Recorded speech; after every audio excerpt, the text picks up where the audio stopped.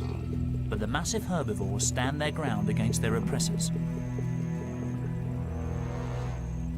Once again, Laduma's sons have failed to raise their game. Such a sloppy approach would leave most young males with a hungry and desperate future ahead of them.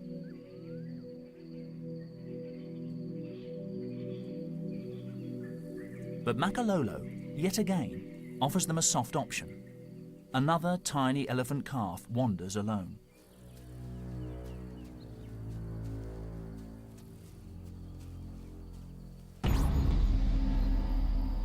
Born only a few weeks previously, he's been abandoned by his herd. Newborn elephants are prone to attack, and sensing danger, his mother and concerned aunts try to push the calf to its feet.